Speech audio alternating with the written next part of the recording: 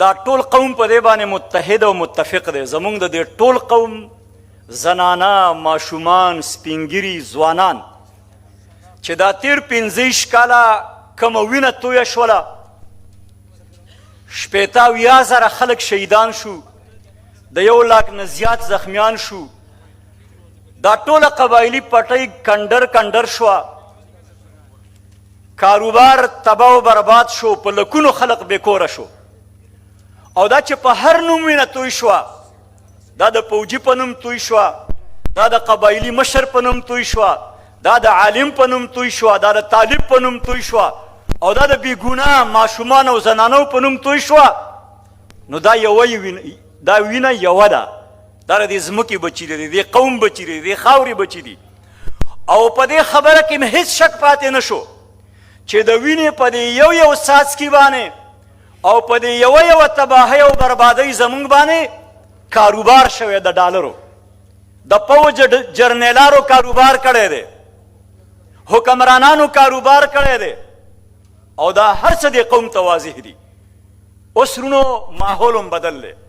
افغانستان ته نیټو راغلی و، امریکا راغلی و، او زه خو یو شی روانو د دې ټول قوم د افغانستان او پاکستان د دې مسلمانانو د شریکو قربانو په نتیجه کې امریکا او نیټو شکست خوړل لاړ.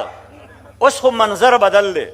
افغانستان کې الحمدلله امارت اسلامی دی، پاکستان کې دلته د مسلمانانو حکومت دی.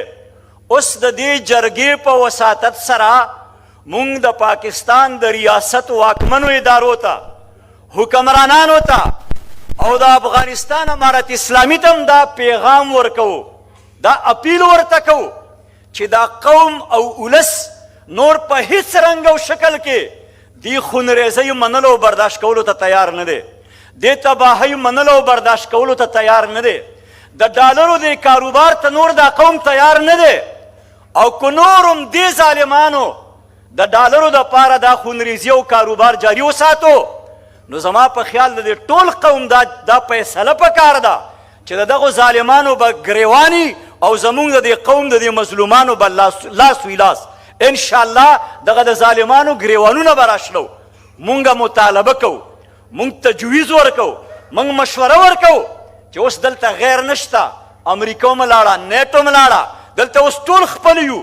افغانستان کې امارت اسلامی دی، دلته هم په دې پاکستان کې د مسلمانانو حکومت دی. مونږ مشوره ورکو د افغانستان امارت اسلامی او د دې پاکستان د ریاست ادارې او حکمرانان دي کینی او د دې پاتې بدامنۍ حل دې د مذاکراتو او د جرګو د لارې نه راوباسي، د سفارتي لارو نه دې راوباسي. دا زمونږ مشوره ده، دغه لار ده.